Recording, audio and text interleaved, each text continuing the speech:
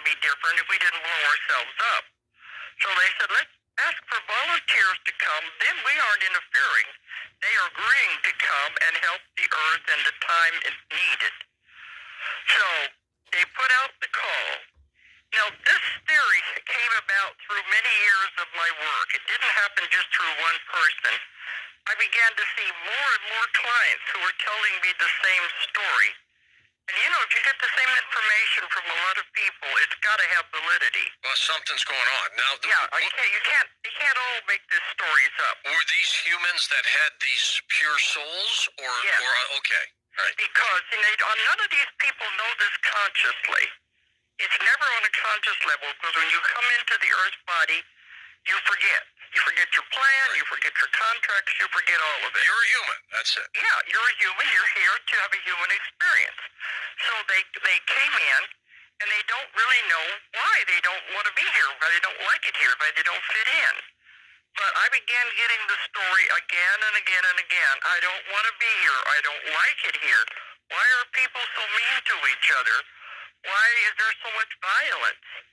And it's the same thing over and over, and I was hearing it again and again. I want to go home. I don't know where home is. I just know it's not here. Now, you hear that from hundreds of people. You begin to put it together. And I put together the theory of the three waves based on the ages of these people that were telling me the same stories. And when I took them back to past lives, they didn't go back to the normal past life. And I'm still getting them. I just had a client yesterday. The same thing is continuing to happen. Now, when you talk about the waves and their ages, so a certain, like a wave one would be what? Is when there was suddenly this big UFO flap. Right. That's because they came in to find out what was going on. Then we had the baby boomer generation. Right at the end of the war. Sure, I'm one of them. Yeah, this is the first wave. Now, not all of them, but but some of them, the majority of the ones have come in because that was the age that they were coming in right after the war. And so that would make them now, even in their early 60s. Sure.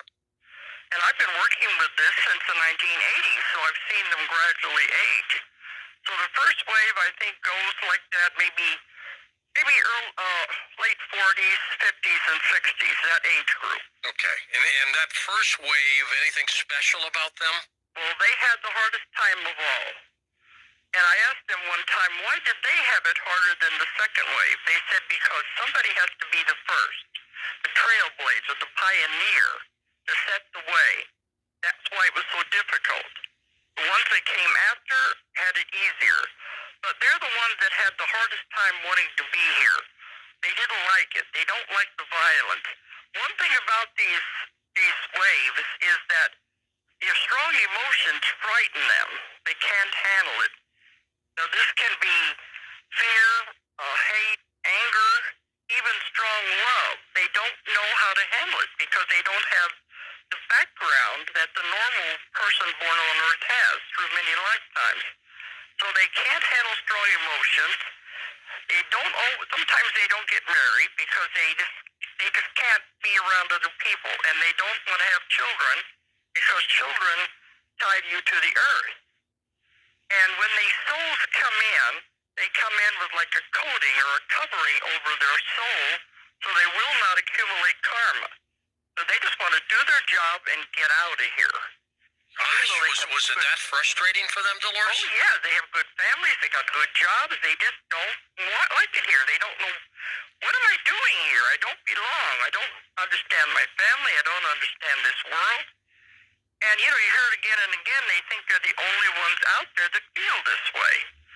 But since I've been talking about this and the book has come out, I hear this all over the world. And I get emails where people saying, finally, somebody understands. I thought I was the only one in the world that felt that way. Now I'm finding out there's hundreds and hundreds of people feel the same way. So that's the first wave. Yeah. What's the second wave? Okay, whenever I'm doing the sessions with them and I ask them, well, if you don't like it here, why did you come? They said, I volunteered. They all say I volunteered. That's right. None of them were forced. Yeah, they said they heard the call. Earth is in trouble. Who wants to go and help the Earth? And one of them said, I stupidly raised my hand. As I got here, what was I thinking? I'd probably do that too. Interesting mission. Because they really wanted to help the Earth. And this is what helps them when they find out they are here for a purpose. Even though they don't want to be here, it makes a huge difference in their life. And are they unconsciously helping the Earth? They are, and that's what makes the difference when they find out they do have a mission, they have a job, then they can understand it and relax. Could they be the ones that open the door for another person, little things like that? But what it is, especially the second wave would be, I don't know, 20s, 30s, 40s, that age group. Okay. Some of these overlap, so it's hard to be distinctive about the ages. Those are people, the second wave, I call them antennas, generators, receivers, because all they are is a channel of energy. And the energy comes in, they have this wonderful energy that everybody can feel. They don't even know they're sending it out. These are the kind of people who can walk through a crowded mall of people or a store or something, and their energy will affect everybody they come into contact. And it's done in a very positive way. They don't know they're doing it, but that's their purpose. They will ask me, well, why am I here? What am I supposed to be doing? And they're told you don't have to do anything. You just have to be. You're generating this energy that is helping the world. And the thing is, they're supposed to be with people and helping people, but they don't like people. They don't like to be around them. So many of these second wave especially work out of their homes. They don't usually get married. They just don't want to be around people. Interesting. Because it bothers them. And these traits are all pretty similar, aren't they? Say what? These traits of these people, they're all pretty similar. Oh, yeah, and that's what the people, when I'm giving lectures, they start crying. They come up to me afterwards and they said, you don't know what it means to find out I'm not different. This makes so much sense. And, but one thing about these people, I want to make some find out too. Well, see, many of them come direct from God, who have never been in any kind of a body before. They just never wanted to. These are brand new souls. Brand new. Can you imagine what that would be like to come into this mess we have on Earth?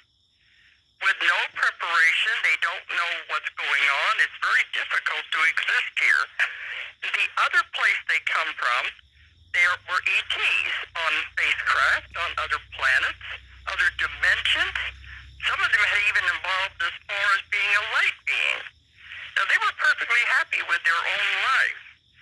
But then they said, well, who wants to volunteer? And they said, okay, I'll do it. Then when I get done, I'm going to go back to my spaceship on my other planet. They just said they'll come in long enough to help the Earth during this time of need that we're in right now. But something interesting about this is where it puts a new slant on the UFOs, is that the energy, you can imagine, is so different from the ET energy of that being from the Earth body. So in order for them to be born on Earth, the soul has to be prepared, and especially the mother's energy has to be prepared so they can carry that energy of that new soul. All of the incoming soul doesn't come in at one time. It's too much energy. So it comes in little by little, and the child may be as old as 8 years old before the entire soul is into the body. Interesting. Where it can handle it, and I handle it. And I have a lot of people who tell me, I wasn't here really until I was 8 years old. They don't understand what that means. But can you see the difference? So they really weren't complete at that point. Yeah, they weren't all there. And you can see how the mother's energy would be so different. And these are totally 100% human beings. They're not like hybrids, right? They're not ET mixes. They're just living in a human body. Okay. But they have But many of us have also lived on other lives and other planets. I don't find that unusual at all. They're just another vehicle. I call it a costume, a body of suit of clothes you wear to live a life. How do we know if we're volunteers? Do you have to do it through regression? That's about the only way to find out, except some people tell me I remember volunteering. But, well, I know, but they gave this lecture at one place. I gave the lecture, and they said, how can you tell who in the audience is ETs? And everybody started laughing, and I said, how can I tell you? They don't even know themselves. That's right.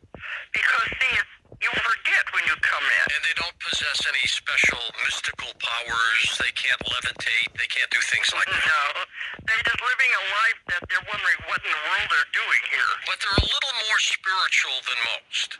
I think they are, because some of them have found out they have psychic abilities. And if they develop that, because sometimes in children you tend to squish that, But many of them are psychic. They have spiritual qualities. A lot of them want to be healers. That's an interesting trait about them. They all want to help each other. They want to help the world. They want to help the world. Well, that's why they're here.